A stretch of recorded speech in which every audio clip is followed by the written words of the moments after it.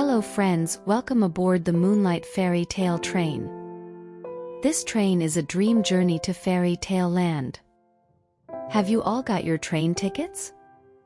Subscribe and hit the like button to always be able to ride. Close your eyes, prick up your ears, and listen in a comfortable position. Today's story is The Brothers Grimm's The Child of Heaven. Long ago, deep in the woods, a woodcutter and his wife lived. Their whole world was their 3-year-old daughter. But they were so poor they didn't have even a loaf of bread, and they didn't know how to find food for her. One morning, the woodcutter went to the forest with a heavy heart. While chopping wood, suddenly a tall and beautiful woman with a crown of twinkling stars on her head appeared and said, "I am the Virgin Mary, Mother of Jesus. You are living in hardship, hand over your child to me. I'll take her to heaven and care for her as my own." The woodcutter followed Mary's words, took his daughter to her, and Mary took the child to heaven. There, the child lived well, eating sugar cakes and drinking sweet milk, wearing clothes of gold, and playing with little angels. When the child turned 14, Mary called her one day and said, "My dear child, I have to embark on a long journey. Thus I entrust you with the keys to the 13 doors of heaven. You may open 12 of these to see the glory within, but the 13th door, to which this small key belongs, must not be opened. Never open it or you will find unhappiness." The child promised to obey, and after Mary had left, she began to explore the houses of heaven, opening one each day until she had visited all 12. In each, an apostle sat surrounded by great light, and she delighted in all the magnificence and splendor, and the little angels who always accompanied her shared in her joy. Then, only the forbidden door remained, and she felt a strong desire to know what was hidden behind it. She said to the angels, "I won't open it fully nor will I go inside, but I'll unlock it just enough so we can peek through." "No," said the little angels, "that would be a sin. The Virgin Mary forbade it, and it could easily lead to your unhappiness." She kept silent, but the desire within her did not subside and tormented her, leaving her no peace. One day when the angels had all gone out, she thought, "Now I'm alone, I can take a look. No one will ever know." She found the key, took it in her hand, inserted it into the lock, and turned it. The door sprang open, and she saw the Trinity sitting in flame and splendor. She stayed there for a moment, amazed at everything, and then touched the light slightly with her finger, which turned to gold. Instantly she was seized with great fear. She slammed the door shut and ran away. But her terror did not leave her. No matter what she did, her heart kept racing and would not calm down. The gold remained on her finger and would not come off, no matter how much she rubbed and washed it. It was not long before the Virgin Mary came back from her journey. She called the girl before her and asked to have the keys of heaven back. When the maiden gave her the bunch, the Virgin looked into her eyes and said, "Have you not opened the 13th door also?" "No," she replied. Then she laid her hand on the girl's heart, and felt how it beat, and saw right well that she had disobeyed her order and had opened the door. Then she said once again, "Are you certain that you have not done it?" "Yes," said the girl for the second time. Then she perceived the finger which had become golden from touching the fire of heaven, and saw well that the child had sinned, and said for the third time, "Have you not done it?" "No," said the girl for the third time. Then said the Virgin Mary, "You have not obeyed me, and besides that you have lied, you are no longer worthy to be in heaven." Then the girl fell into a deep sleep, and when she awoke she lay on the earth below, and in the midst of a wilderness. She wanted to cry out, but she could bring forth no sound. She sprang up and wanted to run away, but whithersoever she turned herself, she was continually held back by thick hedges of thorns through which she could not break. In the desert in which she was imprisoned there stood an old hollow tree, and this had to be her dwelling place. Into this she crept when night came, and here she slept. Here, too, she found a shelter from storm and rain, but it was a miserable life, and bitterly did she weep when she remembered how happy she had been in heaven, and how the angels had played with her. Roots and wild berries were her only food, and for these she sought as far as she could go.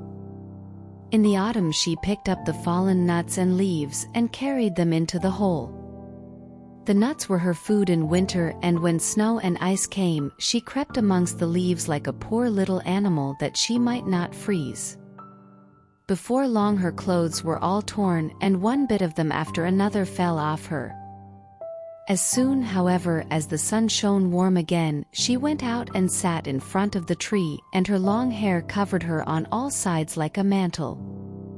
Thus she sat year after year, and felt the pain and the misery of the world.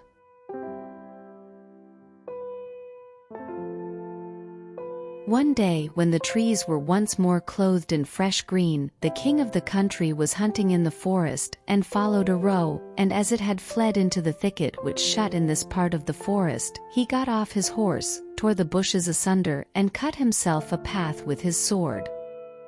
When he had at last forced his way through, he saw a wonderfully beautiful maiden sitting under the tree, and she sat there and was entirely covered with her golden hair down to her very feet. He stood still and looked at her full of surprise, then he spoke to her and said, "Who are you? Why are you sitting here in the wilderness?" But she gave no answer, for she could not open her mouth. The king continued, "Will you go with me to my castle?" Then she just nodded her head a little. The king took her in his arms, carried her to his horse, and rode home with her, and when he reached the royal castle he caused her to be dressed in beautiful garments, and gave her all things in abundance. Although she could not speak, she was still so beautiful and charming that he began to love her with all his heart, and it was not long before he married her.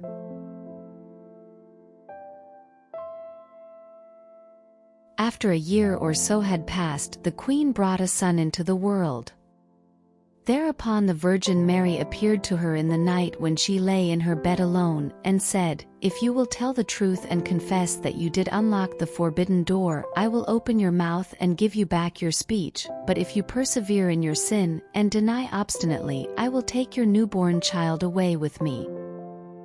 Then the queen was permitted to answer, but she remained hard and said, "No, I did not open the forbidden door," and the Virgin Mary took the newborn child from her arms and vanished with it. Next morning, when the child was not to be found, it was whispered among the people that the queen was a man-eater and had put her own child to death. She heard all this and could say nothing to the contrary, but the king would not believe it, for he loved her so much.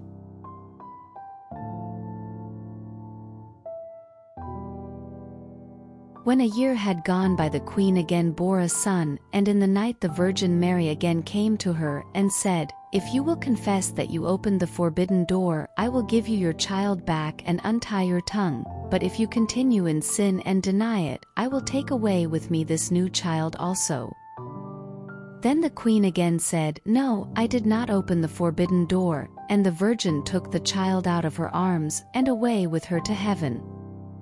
Next morning, when this child also had disappeared, the people declared quite loudly that the queen had devoured it, and the king's counselors demanded that she should be brought to justice. The king, however, loved her so dearly that he would not believe it, and commanded the counselors under pain of death not to say any more about it.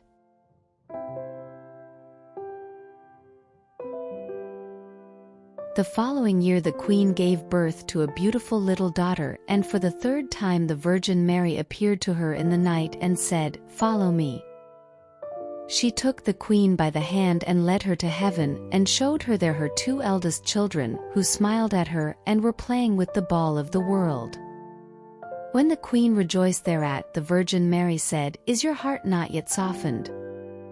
If you will own that you opened the forbidden door, I will give you back your two little sons." But for the third time the queen answered, "No, I did not open the forbidden door." Then the Virgin let her sink down to earth once more and took from her likewise her third child.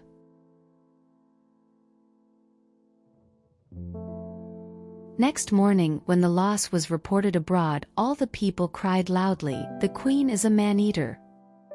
She must be judged," and the king was no longer able to restrain his counselors. Thereupon a trial was held, and as she could not answer and defend herself, she was condemned to be burnt at the stake. The wood was got together, and when she was fast bound to the stake, and the fire began to burn round about her, the hard ice of pride melted, her heart was moved by repentance, and she thought, "If I could but confess before my death that I opened the door." Then her voice came back to her, and she cried out loudly, "Yes, Mary, I did it." And straightway rain fell from the sky and extinguished the flames of fire, and a light broke forth above her, and the Virgin Mary descended with the two little sons by her side, and the newborn daughter in her arms. She spoke kindly to her, and said, "He who repents his sin and acknowledges it, is forgiven." Then she gave her the 3 children, untied her tongue, and granted her happiness for her whole life.